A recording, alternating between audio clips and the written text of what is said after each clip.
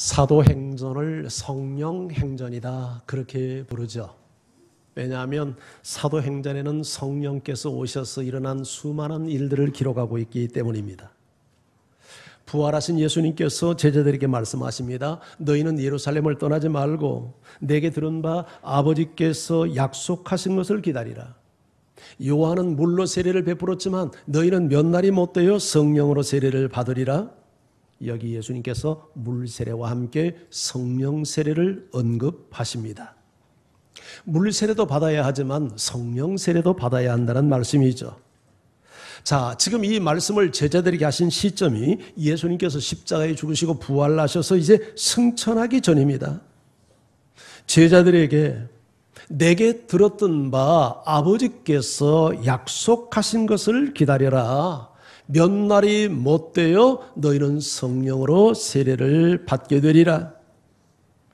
예수님께서 공생애를 사시는 동안에 지금 이 말씀하신 성령에 대한 말씀들을 자주 말씀하시곤 했어요. 요한복음 14장 16절 17절에 보면 내가 아버지께 구하겠으니 그가 또 다른 보혜사를 너희에게 주사 영원토록 너희와 함께 있게 하리니. 예수님께서 아버지께 구하여 다른 보혜사 즉 성령을 너희에게 주사 영원토록 너희와 함께 있게 하겠다. 요한복음 16장 7절 8절에서는 내가 너희에게 실상을 말하노니 내가 떠나가는 것이 너희에게 유익이라. 내가 떠나가지 아니하면 보혜사가 너희에게로 오시지 아니할 것이요 가면 내가 그를 너희에게로 보내리니 그가 와서 죄에 대하여 의에 대하여 심판에 대하여 세상을 책망하시리라. 내가 실상 진실을 너희에게 말하겠다. 내가 가는 것이 너희에게 유익이다. 왜냐하면 내가 가야 다른 보혜사 성령이 오시기 때문이고 성령이 오시면 그가 죄에 대하여 의에 대하여 심판에 대하여 세상을 책망하리라. 세상에 무엇이 잘못된지를 증명하리라. 그런 의미입니다. 계속해서 말씀하시기를 죄에 대하여라 하면 너희가 나를 믿지 않는 것이 죄예요. 의에 대하여라 하면 내가 아버지께로 가는 것이 의요. 그리고 세상을 심판한다. 이 심판을 받는다 하는 것은 세상 임금인 마귀가 심판을 받았다 함이로다.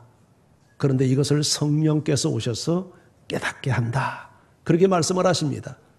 요한복음 16장 13절 14절에서는 그러나 진리의 성령이 오시면 그가 너희를 모든 진리 가운데로 인도하시리니 그가 스스로 말하지 않고 오직 들은 것을 말하며 장래일을 너희에게 알리시리라. 그가 내 영광을 나타내리니 내 것을 가지고 너희에게 알리시겠습니다. 여기서는 성령을 진리의 성령이라 그렇게 말합니다. 그 진리의 성령이 오시면 우리를 모든 진리 가운데로 인도하시리니 그가 스스로 자의로 말하지 않고 듣는 것을 말하며 장래일을 알게 하며 내 영광 예수 그리스도의 영광을 나타내고 예수님의 것을 가지고 너희에게 알리겠습니다. 진리의 성령은 진리 되신 예수님을 우리에게 알게 하고 진리의 말씀을 우리에게 깨닫게 하는 일을 성령께서 하시겠다고 말씀하는 것입니다. 예수님은 승천전 제자들에게 이와 같이 요한이 물 세례를 베푼 것처럼 너희가 몇 날이 못되어 성령으로 세례를 받으리라. 물 세례와 성령 세례를 말씀했는데 먼저 예수님이 말씀하신 물 세례, 요한이 베풀었던 물 세례에 대해서 한번 잠깐 살피겠습니다. 자, 마가복음 1장 4절 5절에서 이렇게 말씀합니다. 세례 요한이 광야에 이르러 죄 사함을 받게 하는 회개의 세례를 전파하니 온 유대 지방과 예루살렘 사람이 다 나아가 자기 죄를 자복하고 요단강에서 그에게 세례를 받더라. 요한이 베풀었던 물 세례 누가 받았는가? 자기 죄를 인정하고 회개한 사람이 자기 죄를 인정하고 회개한 증표로 물 세례를 받았다. 그렇게 이야기를 합니다. 세례, 밥티스마라는 이 단어는 밥티조라는 단어에서 유래가 되었는데 이 밥티조는 잠긴다, 씻긴다 하는 단어입니다. 자, 요한이 사람들에게 물 세례를 베푼 것은 이제 물에 완전 잠긴다는 의미로 그 당시는 요새처럼 이렇게 약식 세례를 베풀지 않고 세례 요한은 물에 푹 잠그는 침례 형식의 세례를 베풀었어요. 중요한 의미가 있죠. 물속에 잠긴다는 것은 내가 죽어서 물속에 잠겨 나의 옛사람이 죽는 것을 의미하고 다시 물에서 나올 때 내가 예수 그리스도의 사람으로 새롭게 태어난다는 상징적 의미를 이 물 세례가 담고 있었던 것입니다. 그런데 바울은 고린도전서 10장에서 이스라엘 백성들이 구약 시대에 세례를 받았다고 말합니다. 자, 고린도전서 10장 1절 2절을 보면 형제들아 나는 너희가 알지 못하기를 원하지 아니하노니 우리 조상들이 다 구름 아래 있고 바다 가운데로 지나며 모세에게 속하여 다 구름과 바다에서 세례를 받고. 자, 이스라엘 백성들이 출애굽을 한 다음에 가나안 땅 약속의 땅에 들어가는 과정에 홍해 바다를 건너야 했습니다. 그런데 놀랍게도 홍해 바다가 쫙 갈라지면서 그 사이를 통과했지 않았어요? 그런데 바울이 이스라엘 백성들이 모세에게 속하여 구름과 바다에서 세례를 받았다. 이렇게 영적 해석을 했습니다. 여기서 구름은 하나님의 임재를 상징하고 바다는 물을 상징하죠. 이스라엘 백성들이 하나님에게 이끌려 바다를 통과하면서 세례를 받았다는 거예요. 여러분, 사람이 바다를 통과했다는 것은 죽었다는 것입니다. 그렇잖아요. 사람이 바다를 어떻게 통과할 수 있겠어요? 이 바다를 통과하면서 애굽에서 살아왔던 과거의 옛사람을 죽어서 장사 지내고, 그리고 바다에서 다시 통과되어 나오면서 하나님의 사람으로 새 삶으로 다시 태어난 상징적 의미가 홍해바다 통과 사건이에요. 그래서 이것을 세례라, 그렇게 바울이 해석을 했단 말이죠. 자, 이 부분을 로마서가 아주 명료하게 해석을 하고 있습니다. 자, 로마서 6장 3절 4절 한 목소리로 같이 한번 읽을까요? 시작. 무릇 그리스도 예수와 합하여 세례를 받은 우리는 그의 죽으심과 합하여 세례를 받은 줄을 알지 못하느냐? 그러므로 우리가 그의 죽으심과 합하여 세례를 받음으로 그와 함께 장사되었나니 이는 하나님의 영광으로 말미암아 그리스도를 죽은 자 가운데서 살리심과 같이 우리로 또한 새 생명 가운데서 행하게 하려 함이라. 무릇 누구든지 그리스도 예수와 합하여 세례를 받은 우리는, 자, 우리가 세례를 받는다는 것은 내가 그리스도와 합해졌습니다, 그런 의미예요. 자, 무엇과 합해졌는가? 그의 죽으심과 합하여 세례를 받은 줄 알지 못하느냐? 그러니까 세례받는 사람은 내가 예수 그리스도의 죽음과 연합되어져서 그와 함께 장사된 것을 고백하는 겁니다. 마치 물속에 들어갈 때 물속에 잠기는 것이 나의 옛사람이 물속에서 죽음과 같이, 세례를 받는 것은 내가 예수 그리스도의 죽음과 연합되어져서 나의 옛사람은 죽었습니다, 그것을 고백하는 것이 세례의 의미라는 거예요. 또 뿐만 아니라, 자, 아버지의 영광으로 말미암아 그리스도를 죽은 자 가운데서 살리심 같이 우리로 또한 새 생명 가운데서 행하게 하려 함이라. 우리는 그리스도의 죽음과 연합되었을 뿐만 아니라 부활에도 연합되어져서 그리스도께서 하나님의 영광으로 부활한 것 같이 우리도 다시 영적인 사람으로 태어나 새 생명 가운데서 행하게 하려 함이라. 세례받는 모든 교인은 이런 세례의 의미를 명확하게 이해해야 될 뿐만 아니라 이렇게 세례받기 이전과 이후의 삶이 완전 달라지는 삶을 살아야 될 줄 믿습니다. 우리가 정말 성령 안에서 세례를 받은 사람이라면 나의 옛사람에 대해서는 죽음을 선언해야 되고, 이제는 예수 그리스도 안에서 새 사람으로 태어나 내가 새 생명 가운데서 행하겠습니다, 이 고백을 공적으로 하나님과 증인 앞에 하는 것이 세례의 의미란 말이죠. 자, 이런 사람이 고백해야 될 고백이 있습니다. 예, 갈라디아서 2장 20절인데요. 자, 같이 한번 이 말씀을 읽겠습니다. 시작. 내가 그리스도와 함께 십자가에 못 박혔나니 그런즉 이제 내가 사는 것이 아니요 오직 내 안에 그리스도께서 사시는 것이라.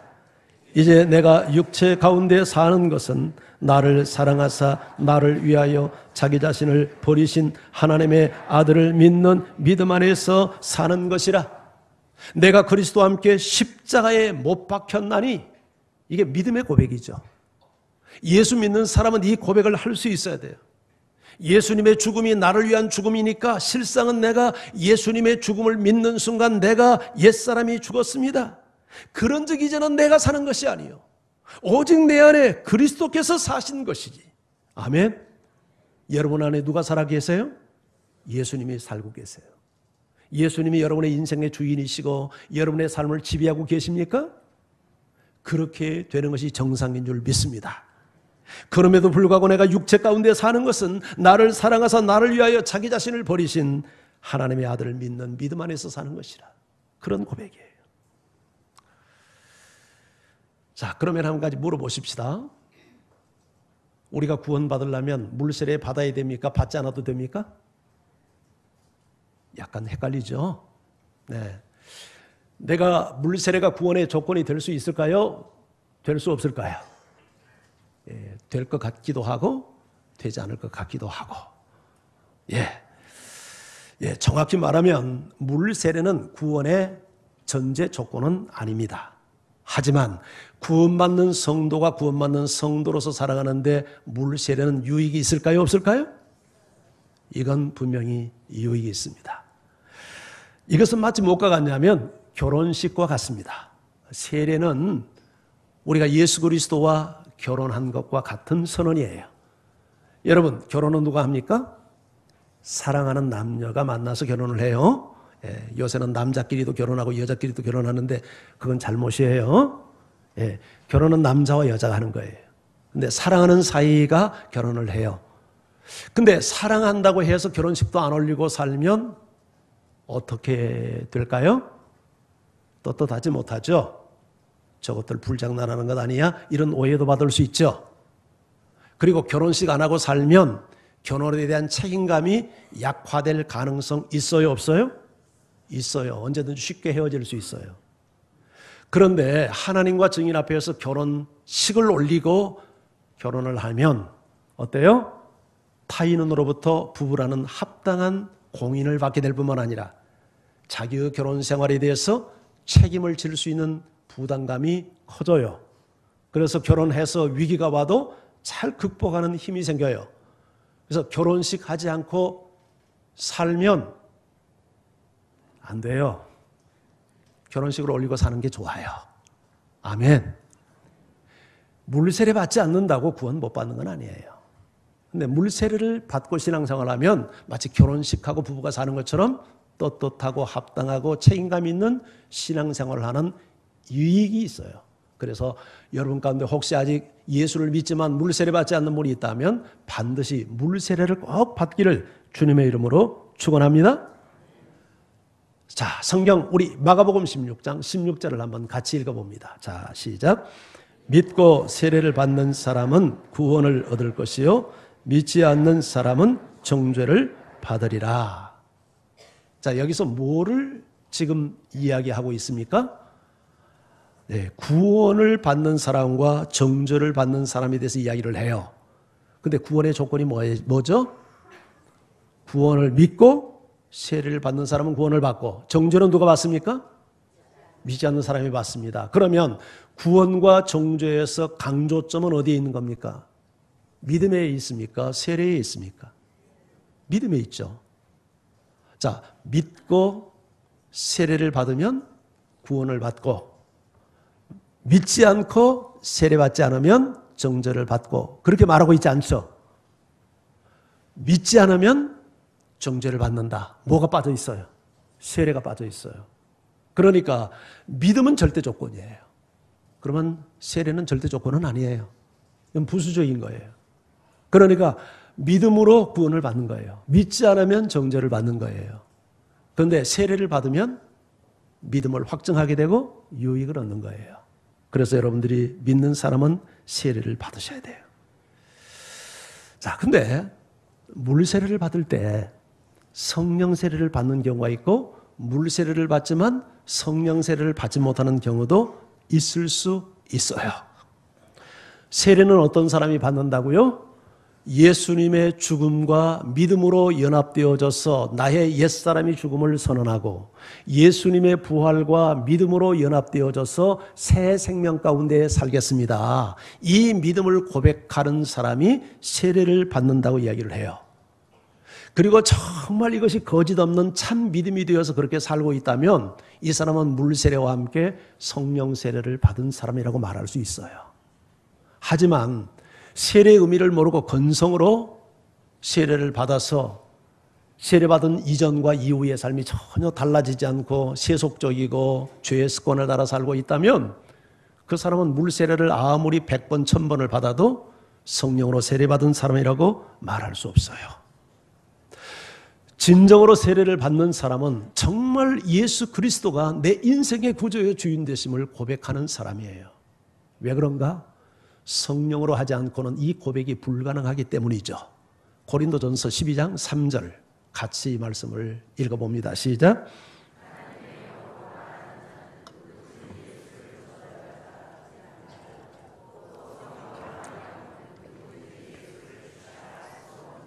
여러분, 성령으로 하지 않고는 누구도 예수를 저주할 자, 성령으로 말하는 자라는 게 성령이 있는 사람은 누구도 예수를 저주할 자라. 아이고 쓸데없어요. 이렇게 말 못한다는 거예요. 그러나 정말 성령으로 아니하고는 누구도 예수를 주로 시인할 수도 없어요. 그러니까 예수를 믿고 있다는 것은 이미 내 안에 누가 역사하고 있다는 증거예요? 성령이 역사하고 있다는 증거예요. 자, 그러면 예수님의 제자들이 오순절날 지금 성령 강림 사건을 경험하기 이전에 그들이 예수를 하나님의 아들로 구주로 믿었을까요? 믿지 않았을까요? 자, 다시 한번 질문의 의미를 잘 이해를 못하겠습니까? 예수님의 제자들, 12제자가 오순절 성령 강림 받기 전에 그들은 예수님을 하나님의 아들로 자기 인생의 구주로 믿었을까요? 믿지 않았을까요? 믿었죠. 성경에 그런 근거들이 있죠. 근데 지금 예수님이 뭐라고 말씀하고 있죠? 너희가 몇 날이 못 되어 성령으로 세례를 받으리라. 그럼 받았다는 거예요? 앞으로 받게 된다는 거예요? 그러면 현재 스코어, 성령 세례 받았다는 거예요? 받지 않았다는 거예요? 받지 않았다는 거예요. 그건 확실해요. 여기까지 분명하죠? 누구도 이런 지금 우리의 해석에 대해서 여러분 의의를 제기할 수 없어요. 자, 그러면 예수님의 제자들이 정말 오순절 성령 강림 이르기 전에 그들이 예수님을 하나님의 아들로 고백한 게 분명한가?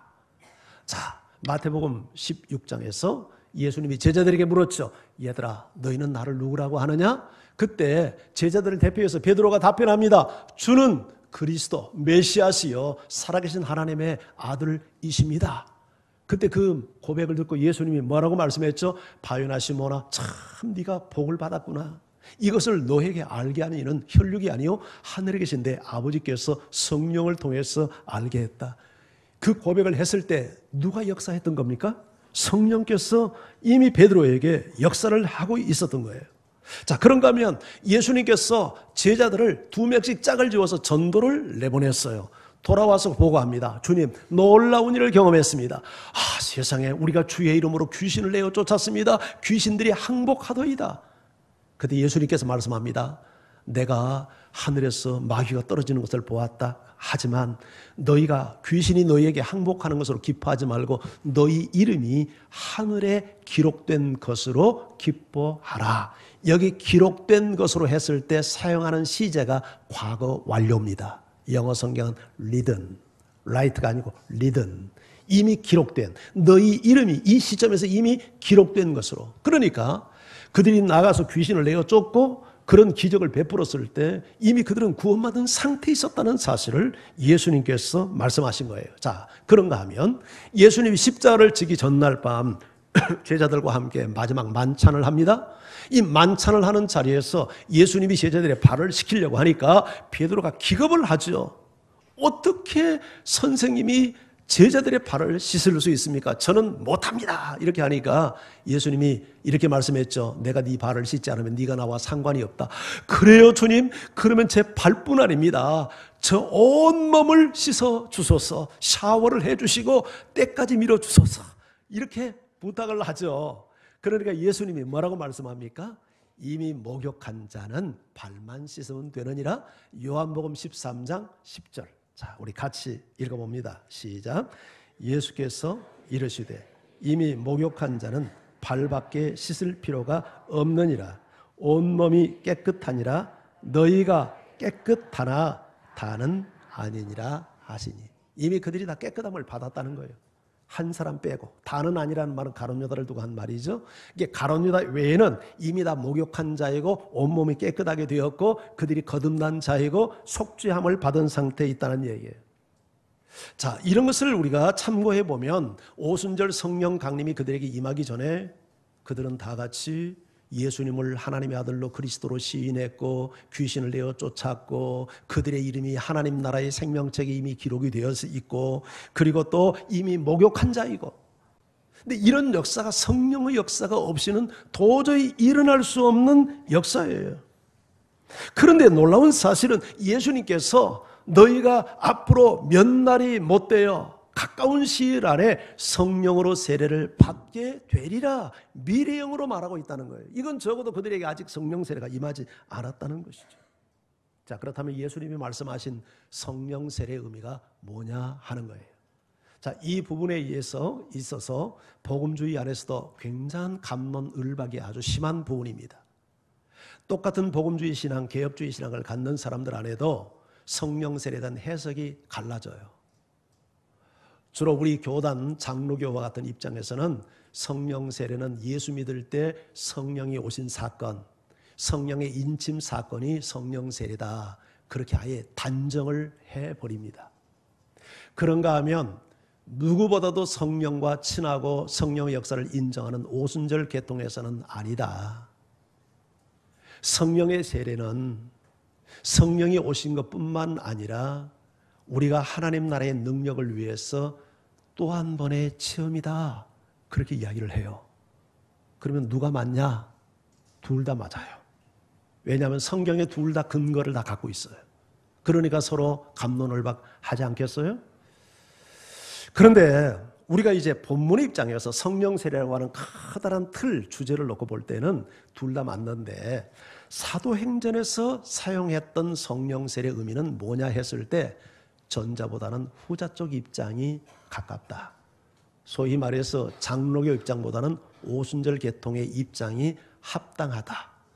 저는 장로교 목사지만 양심적으로 이 오순절 계통의 해석이 적어도 사도행전적인 의미에서는 맞다는 생각이 들어집니다.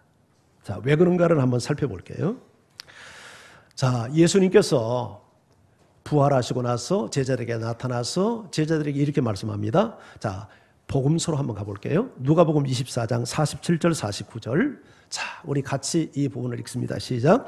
그의 이름으로 죄사함을 받게 한 회개가 예루살렘에서 시작하여 모든 족속에게 전파될 것이 기록되었으니 너희는 이 모든 일의 증인이라. 볼지어다 내가 내 아버지께서 약속하신 것을 너희에게 보내리니 너희는 위로부터 능력으로 입혀질 때까지 이 성에 머물라 하시니라. 아멘. 자, 이 문맥의 이 맥락을 한번 잘 이해를 해보세요. 예수님이 제일 먼저 이야기한 것은 그 이름으로, 예수의 이름으로 죄사함을 받게 하는 회개가 예루살렘에서 시작하여 모든 사람에게 전파될 것이 기록되었다. 그러니까 예수의 이름으로 온 모든 사람들이 죄사함에 대한 이 사죄 요청을 받아야 된다. 이것의 이 모든 일에 너희는 증인이다. 그러니까 예수의 이름으로 죄사함을 받는 복음이 전파돼야 되고 너희는 그 일의 증인이 돼야 되고, 그리고 나서 하신 말씀이 내가 아버지께 약속하신, 내 아버지께서 약속하신 것을 너희에게 보내리니 너희는 위로부터 능력으로 입혀질 때까지 이 성에 머물라. 자, 사도행전과 달리 사용하는 단어가 뭐예요?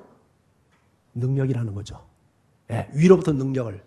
사도행전에서는 뭐라고 했죠? 너희가 몇 날이 못되어 성령으로 세례를 받으리니 이렇게 했는데, 누가복음에서는 너희가 위로부터 능력으로 입혀질 때까지 이 성에 머물라. 사도행전에서는 예루살렘을 떠나지 말라. 너희가 요한에게 세례를 받은 것처럼 성령으로 세례를 받게 되리라. 이렇게 말씀을 했어요. 그러니까 성령으로 세례 받는다는 말과 위로부터 능력을 받는다는 말이 예수님이 말씀하는 입장에서는 사실상 동의어로 사용을 하고 있구나 하는 것을 이해해 볼 수 있죠. 자, 다시 오늘 본문으로 돌아와 볼게요. 자, 사도행전 1장, 우리가 2장을 갖다가 1장으로 다시 돌아와서 지금 본문을 보는데, 자, 예수님께서 부활하셔서 제자들에게 40일 동안 자주 나타나셔서 한 가지 주제만을 집중적으로 말씀했는데 그 주제가 뭐였다고요? 하나님의 나라. 하나님의 나라는 예수님이 오신 목적이에요. 예수님은 하나님의 나라를 이 땅에 이루기 위해서 오셨어요. 그리고 떠나가면서 제자들에게 그 일을 집중적으로 말씀해요. 이제는 내가 시작한 하나님의 나라를 너희가 계승하고 완성시켜 가야 한다. 이 일을 위해서 내가 너희에게 성령으로 아버지가 약속하신 성령을 보내리니 너희가 성령으로 세례를 받게 될 거다. 자, 그러니까 제자들이 묻습니다. 그러면 주님, 이스라엘을 회복할 때가 이때입니까? 이렇게 물어요. 그러니까 예수님이 하신 말씀이 그 때와 기한은 아버지께 주권에 달린 문제니까 그건 너희가 그렇게 알려고 신경 쓰지 말고 네가 해야 할 일이 있다 하면서 사도행전 1장 8절 오직 성령이 너희에게 임하시면 너희가 권능을 받고 예루살렘과 온 유다와 사마리아와 땅끝까지 이르러 내 증인이 되어야 한다. 이렇게 말씀을 하는 거예요. 자, 여기서 뭐라고 했어요? 앞에서 1장 5절에서는 너희가 성령으로 세례를 받게 되리라. 오늘 8장에서는 너희가 성령이 너희에게 임하시면 너희가 무엇을 받고? 권능을 받고. 그러니까 예수님이 말씀하신 성령 세례는 성령이 주시는 권능과 밀접한 관련이 있는 그런 내용이죠. 자, 그런데 이것이 제자들에게만 말씀하는 내용이 아니라 예수님 자신도 사역을 그렇게 시작을 하셨어요. 자, 예수님은 하나님이죠. 하나님의 아들 하나님의 아들이라는 말은 사람이라는 말이 아니고 그분이 하나님이라는 뜻이에요. 근데 인간의 몸을 입고 이 땅에 오실 때 성령으로 잉태했어요. 그리고 공생애 30세쯤 되어서 공생애를 시작했는데 공생애를 전에 30살까지 기간을 사생애다 이렇게 하는데 개인적인 생애인데 그때 삶이 자세하게 성경에 나타나 있지만 사실은 예수님은 성령 안에서 살아오셨음이 분명해요. 근데 그럼에도 불구하고 그가 공적인 사역을 시작하는 공생애를 시작할 때 물세례와 성령세례를 함께 받습니다. 자, 누가복음 3장 21절 22절 같이 읽어봅니다. 시작.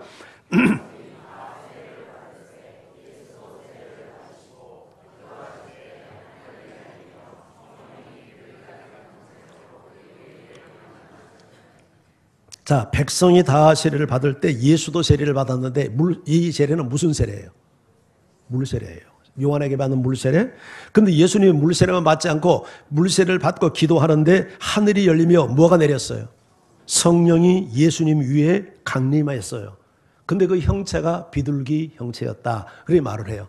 오늘 이 예수님이 공생애를 시작할 때 물세례와 함께 성령 세례를 받았는데 이 사건은 오순절 성령 강림 사건과 원리가 똑같아요. 너희가 몇 날이 못 되어 성령으로 세례를 받으리라. 그리고 10일 후에 오순절 강림 때 오순절에 성령이 맺어요. 근데 성령이 임할 때 나타나는 현상이 어떻게 나타났죠? 급하고 강한 바람 같은 소리가 들렸고 불의 모양 같은 형상에 보였어요. 바람이 아니에요. 바람 같은 소리예요. 불이 아니에요. 불 같은 모양이에요. 그게 성령이에요. 성령이 임했어요. 그러니까 현상이 똑같아요. 여러분, 한마디로 오늘 예수님이 이 누가복음에 소개된 내용은 성령 세례 받은 내용이에요. 자, 4장 1절을 한번 가서 봐요. 누가복음 4장 1절 그 이후에 어떻게 됐는지 자, 함께 읽습니다. 시작. 예수께서 성령의 충만함을 입고 요단강에서 돌아오사 40일 동안 성령에 이끌리시며.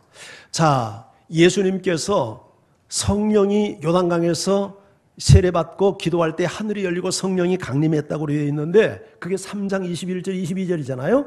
그런데 여기서 지금 4장에서 그 다음에 소개할 때는 뭐라고 했냐면 예수께서 성령의 충만함을 입고 요단강에서 돌아와서 40일 동안 성령에 이끌렸다. 여기서는 성령의 세례를 받았다 그렇게 말하지 않고 성령의 충만함을 입었다.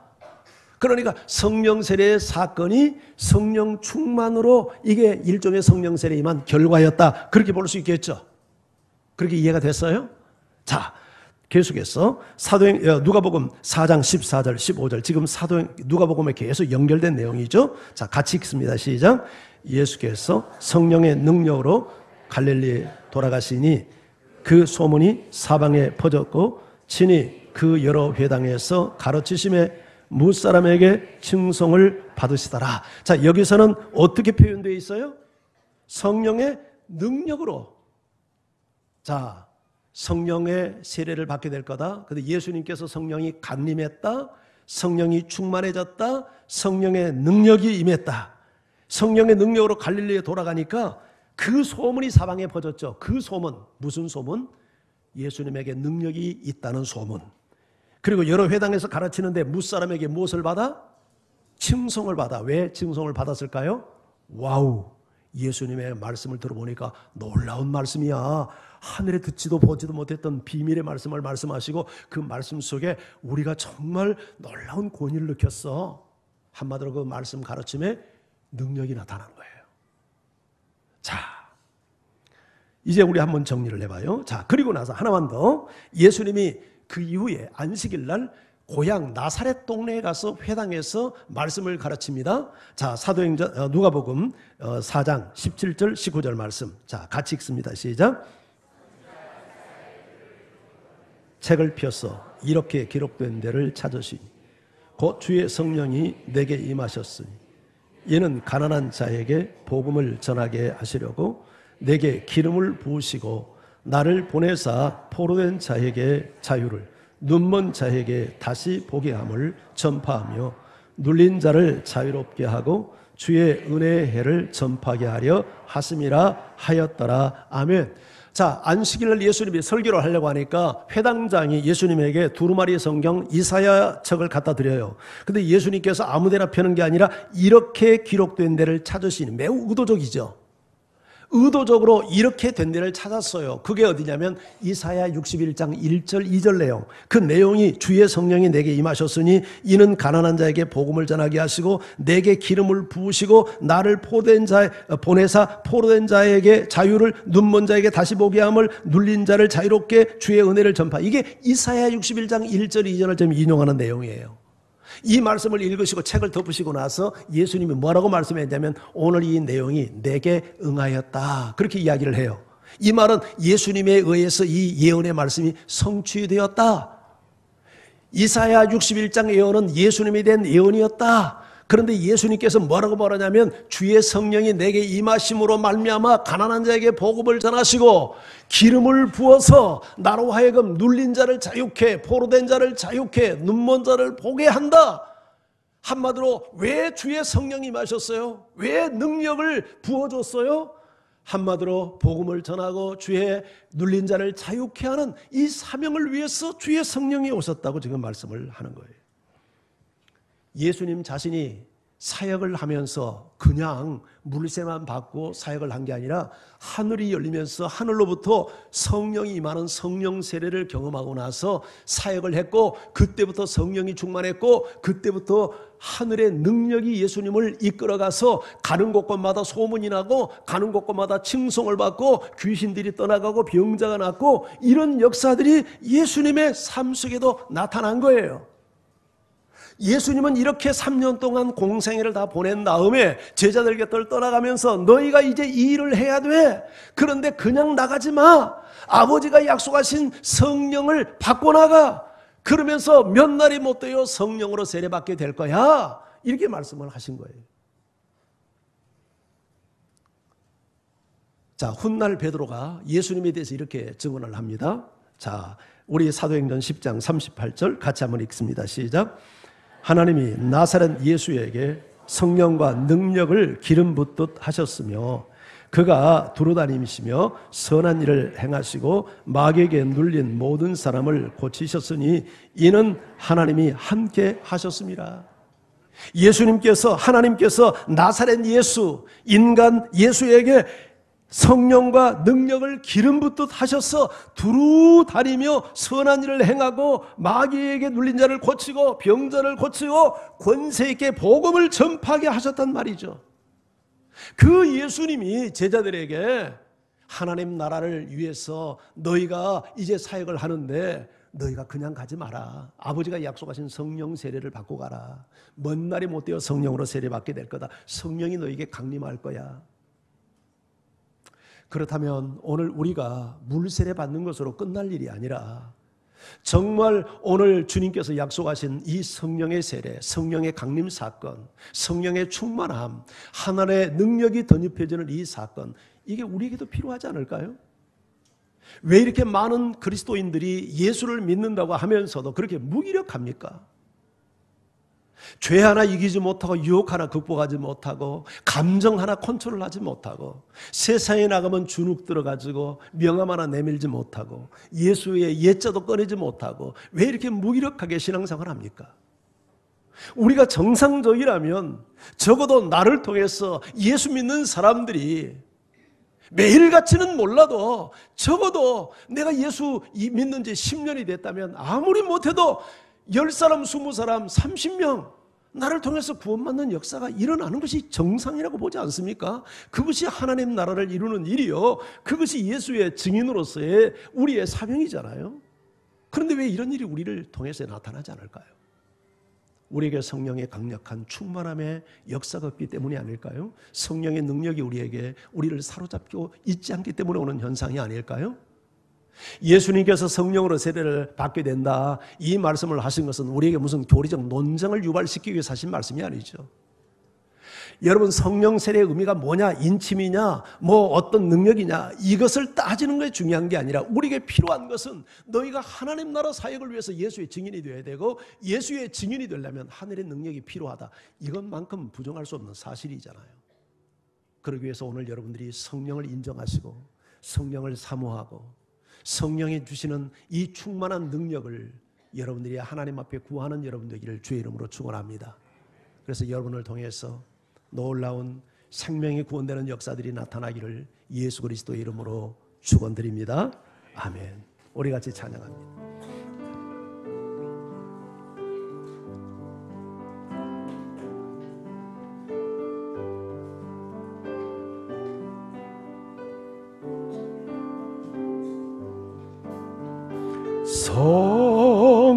성령이여 강림하사 나를 감화하시고 애통하며 회개한 맘 충만하게 하소서. 예수여 비오니 나의 기도 들으사 애통하며 회개한 맘 충만하게 하소서. 성령이여 강림하사 거센 권능 주소서.